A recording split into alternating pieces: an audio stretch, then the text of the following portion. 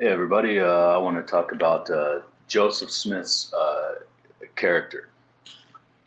So first of all, I want to welcome everybody. Welcome apostate congregation. Let's get right into this, shall we? So one thing I want to say is Joseph Smith was a known necromancer, right? This is not disputed amongst anybody in the religion. This is not disputed against the historians. This is very much a common practice. It was kind of going around in the air, right? Like everybody was doing this. So, this is not something that's special to Joseph Smith, right? So what is a necromancy? What is necromancy? Necromancy is a practice of magic that centers around communicating with the dead. Okay, this could also involve summoning the spirit or even raising the entire body. Okay, that is the definition of necromancy. It's also referred to as black magic or dark witchcraft. Okay, so you have to know how this stuff is, right? And you have to realize that there's a lot of downplaying that goes on with all of this stuff, right? So,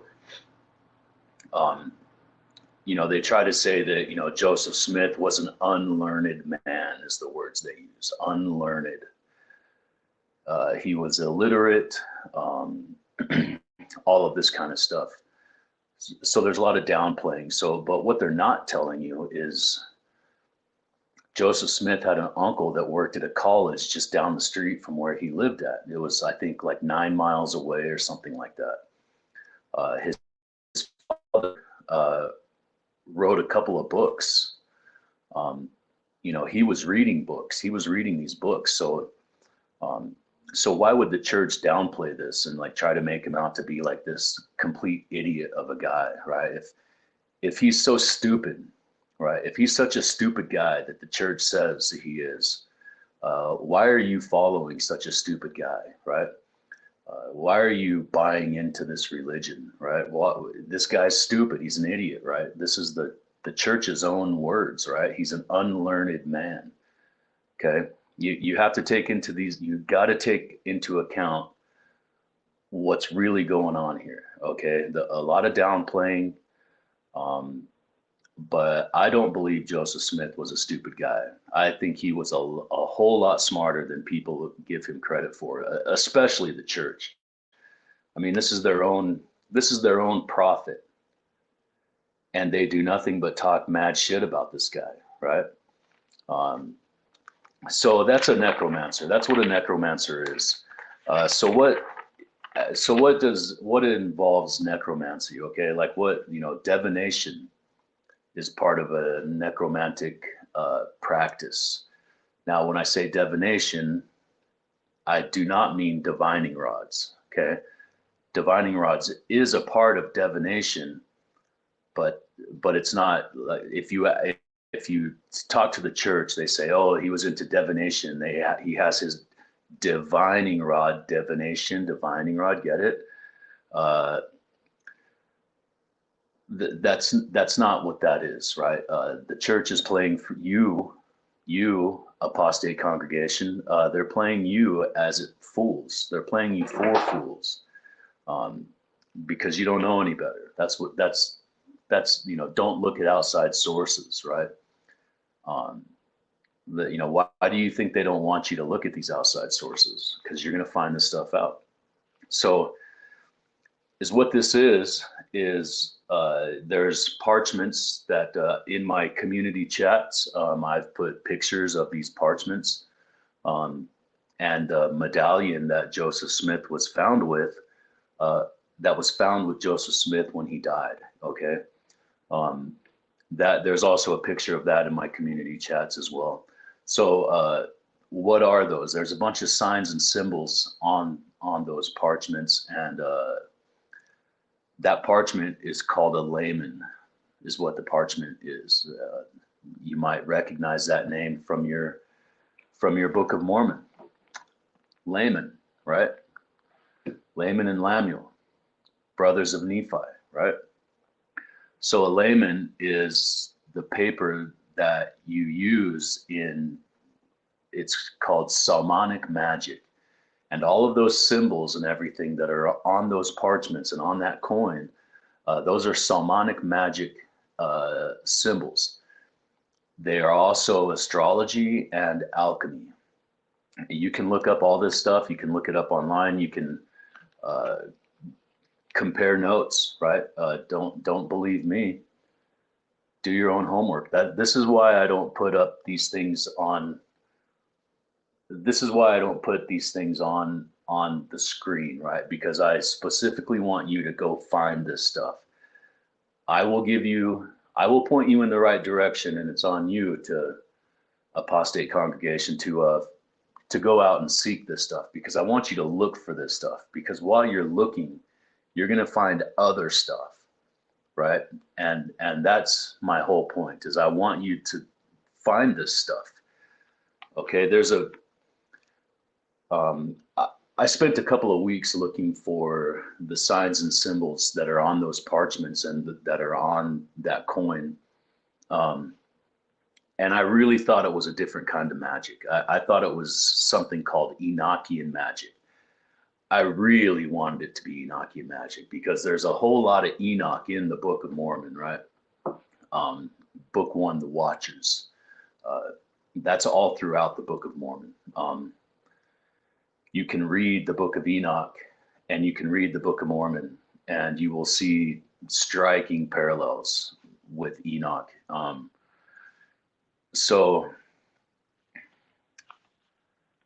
these laymen's, so I really wanted it to be Enochian magic, but I really wasn't ready to pull the trigger on that yet. So I was finding some stuff that was through Salonic magic. This is King Solomon, okay? The signs and seals of Solomon. Everybody knows these stories, right? So look up King Solomon's signs and seals, and you will see that just about every one of those circles and the folded envelopes and all that kind of stuff, it's all Salonic magic. So I emailed a scholar. His name is Stephen Skinner. He has a book out, and I've put I put the actual email that he replied to me with. And the very first words he says is, "Yes, I know exactly what that is." I sent him a picture of the parchment and the coin, right? And turns out he wrote a book on it. It's in the community chats, the name of the book.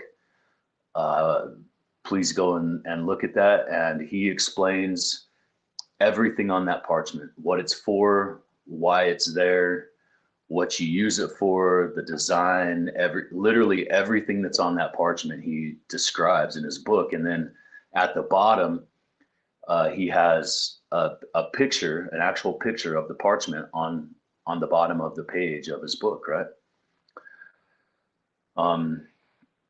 So this stuff is very much Salonic magic. The Book of Mormon is littered with Salonic magic quotes. It's all there. It's literally all there. All you got to do is read it. You got to be curious enough. You got to be interested. You got to be open-minded, apostate congregation, to see this stuff, right? Okay, well, there's also some more evidence other than just that book, right? Many of you are familiar with the guy named Aleister Crowley. Aleister Crowley wrote a book. It's called Moonchild. That is also down in the descriptions. I've also done shorts on this stuff, so you can watch those shorts, and the names of the books and all that stuff are. One of the shorts is actually named Joseph Smith Moonchild. So Aleister Crowley wrote a book called Moonchild, and he was fascinated with Joseph Smith. The reason why was because he was a cult leader that made it, and all of the cult leaders since then have been completely fascinated with Joseph Smith, right? Because he made it. He made it, right?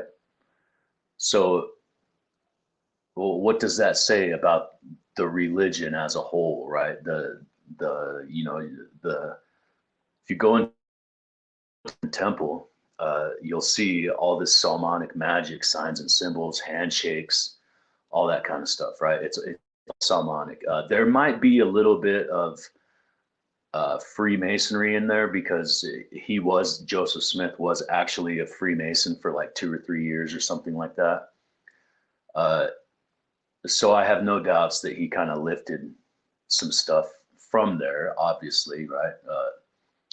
But as far as the necromancy goes, that is definitely Salonic magic. They are doing seances.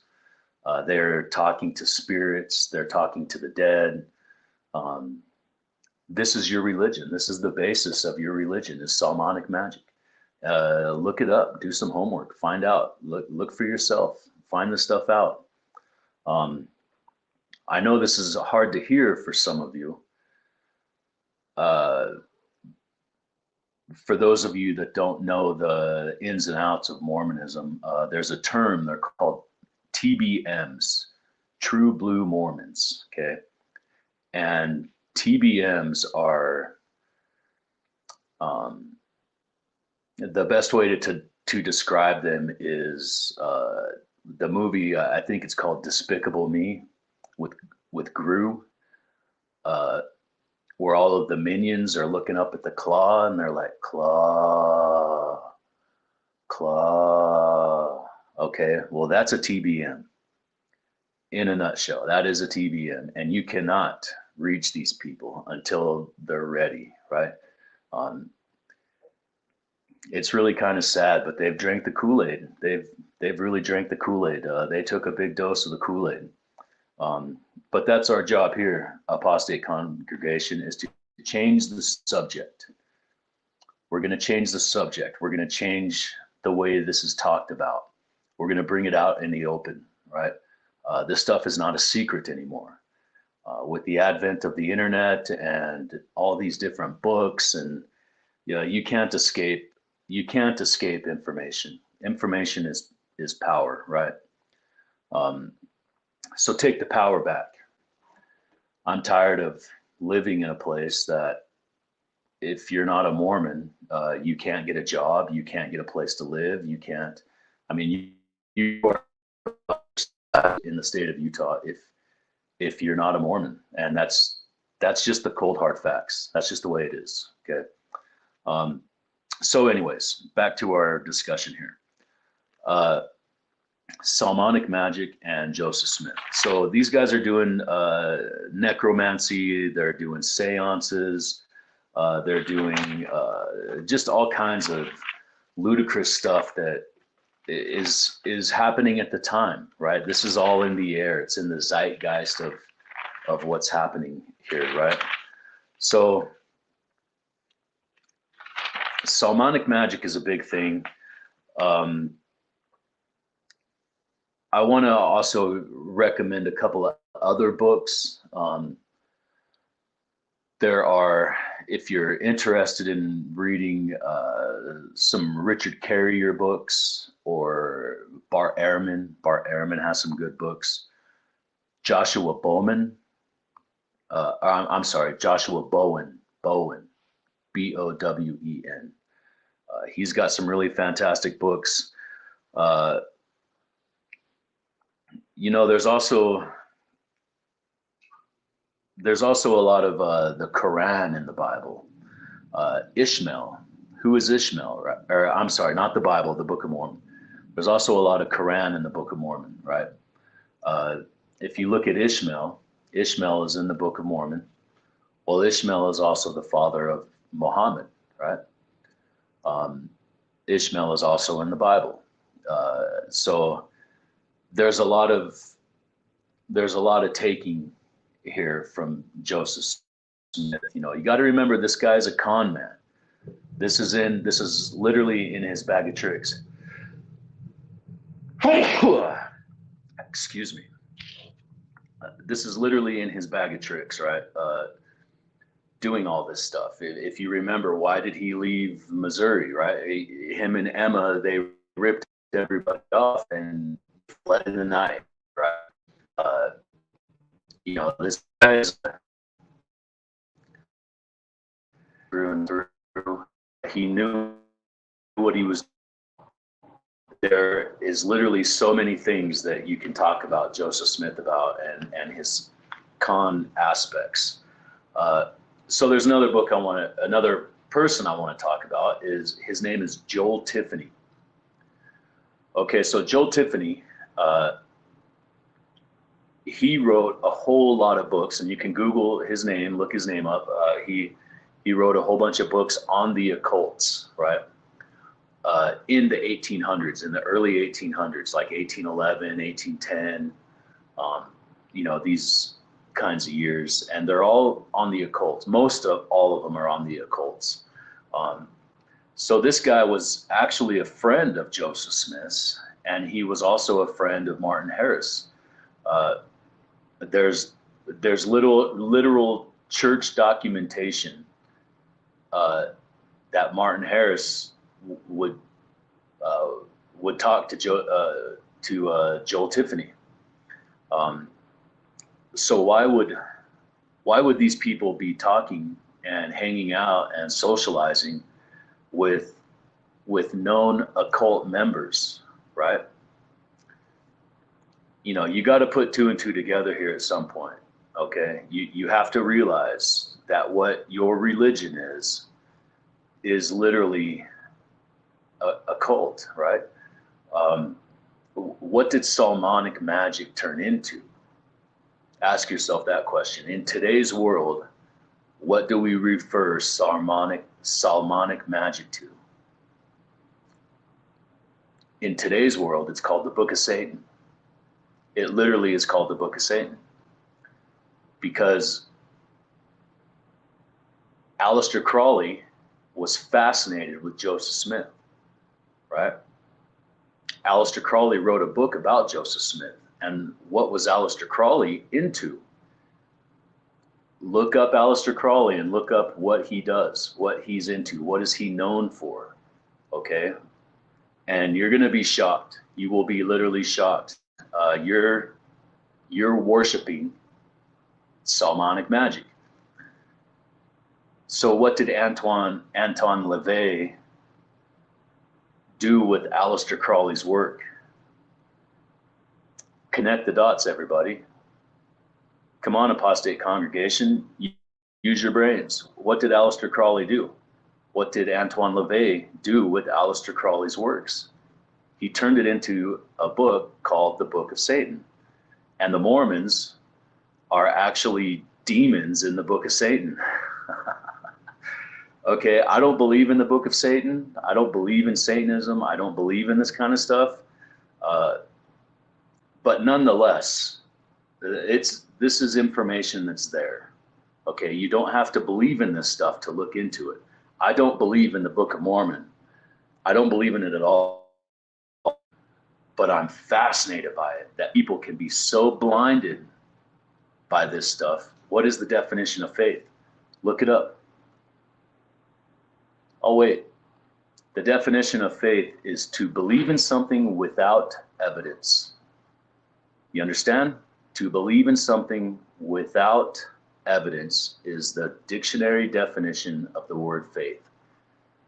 Now let's take that a step further, apostate congregation, and go to blind faith, to blindly believe in something without evidence.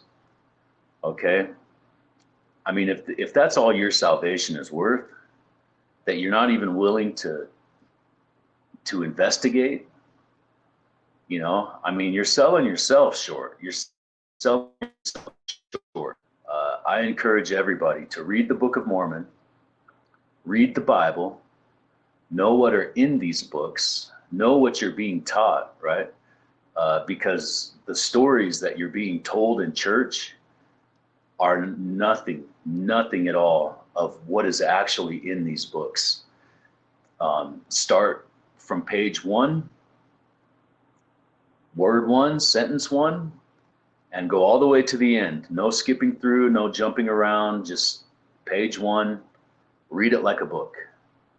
Read it like a book. And in context, you will see that these stories that you're told in church are nothing at all, especially the Bible. If you read the Bible, you will know how literally absurd the Book of Mormon is, because the Bible, all through the Bible, it tells you about false prophets. Jesus kicks out the money changers. Literally all kinds of stuff. The entire book of Galatians is all about false prophets. The Book of Mormon refers to Isaiah a lot, right? Well, read Isaiah in context. Read Jeremiah in context. And you'll understand that the passages that are lifted out of the Book of Mormon that recite these Bible passages in context, they do not mean what the Book of Mormon is trying to sell you. You have to read this stuff in context or you have no chance. You literally have no chance. Anybody can tell you anything and you're gonna believe it because you've never read the book. But if you read the book, you can say, well, hey, wait, stop. That's not what that means. That's not what he was talking about, right? In context, you can actually say these things. Well, wait a minute, hold on. In Jeremiah, they're not prophesizing Jesus, right? You got to read this stuff in context, because they use Jeremiah to say that Jeremiah was prophesizing Jesus, which the Book of Mormon uses to say they're prophesizing Joseph Smith. But if you read it in context, you would know that's not the case at all. So there's a lot of information here. There's a lot of disinformation here. So I encourage everybody to read this stuff. I encourage everybody to look it up, look into the books that Stephen Skinner, Aleister Crowley, Joel Tiffany. Those are 3 books right there that I think you'll be completely fascinated with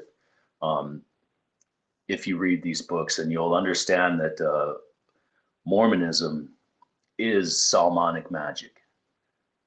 No questions about it. Look into it. Like and subscribe to the video if you guys haven't already. I have many more things coming out right now. I'm working on the Book of Ether. I'm going to do a video on that. I got some good stuff coming up. I got the Book of Mormon. It's actually called In the Book of Mormon. There's actually a book called Mormon in the Book of Mormon. So we're going to go through that. Mormon is a big deal because he was one of the last Nephites alive. So he's kind of a big deal. I will give you one example though. Chapter 1 in Mormon, okay, in Mormon, in the Book of Mormon. Let me give you this here real quick.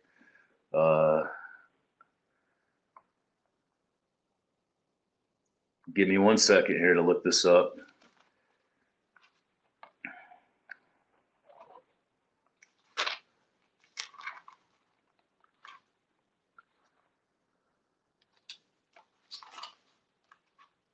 Oh no, hang on guys.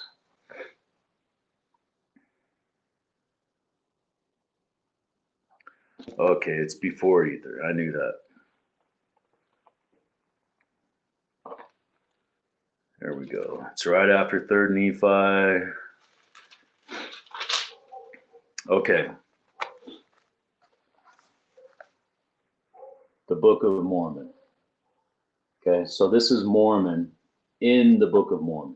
Okay, I want to be clear about that. This is Mormon in the Book of Mormon. So it's called the Book of Mormon in the Book of Mormon. Okay. The whole chapter 1, right? The entire first chapter. And there's only I think there's only 9 chapters in this book, so yeah, it's a relatively short book. There's only 9 chapters in it. So, anyways, the first chapter talks all about witchcraft and how treasure sinks. Chapter 1, verse 18 and 19. The whole thing. What did Joseph Smith do? One of his cons, he would take his seer stones, which are Salonic magic. He would take his seer stones, and he would go around and tell people that people would pay him money, and then he would tell them that there's a treasure over here, right? Because he's got his stones, right? And he's going around finding buried treasure. So they would dig a hole, and there's no treasure. Well, one of his tactics was, you don't have enough faith. You can't see it because your faith is no good. You can't see the treasure. It's there right in front of your face, but you can't see it. Or he would say, oh, well, you don't have enough faith, so the treasure sunk. The gods made it sink back into the ground because you don't have enough faith. I mean, are you serious? This guy was a con man, you understand? These are some of the things that he would do. And he did them a lot. He did this a lot. This is the church's own story. The church will tell you this themselves, right? That the treasure would sink into the ground. You can go to LDS.org. You can go to anything, LDS, you name it, it's out there, right? Just all you got to do is look. Trying to get out of Mormonism, or if you're thinking about going into Mormonism, I highly, highly recommend you watch some YouTube videos, read some books, find the hat story, because most people don't even know that story. Even people that go to church don't even know that story. Joseph Smith translated the Book of Mormon by putting his head in a hat, which is Salonic magic again. Okay, I mean, there's Salonic magic all throughout this entire thing, right? This is not folk magic, everybody. I want to make a very clear distinction between folk magic and Salonic magic. There's a very big difference. Okay, folk magic is you're just dabbling in stuff, right? You're just, you like the astrology, so oh, your sign, when were you born? You meet a girl, hey, what's your sign, baby? I mean, it's the oldest trick in the book, right? So that's folk magic, right? It's just a whole lot of things dabbled together, and you're just goofing off. That's what folk magic is. Salmonic magic is when you're serious, right? You're serious. You're making layman's. You're inscribing coins and keeping them in your pocket. Good luck charms, right? The symbols on those coins is Salmonic magic. So be very clear about that. There is a very big distinction between folk magic and Salmonic magic. Literally nobody says this is Salmonic magic. They all say it's folk magic. They all acknowledge the fact that there's magic going on, right? It's in the Book of Mormon. It's in the church history. You watch all of these church historians, right? They all say the same thing. There is magic at play, but nobody can figure out what those signs and symbols mean. That's the kicker right here. That's the thing. That's the mic drop, right? Is those signs and symbols are Salmonic magic, alchemy, and astrology combined. Those layman's, when you make a layman, they're personalized.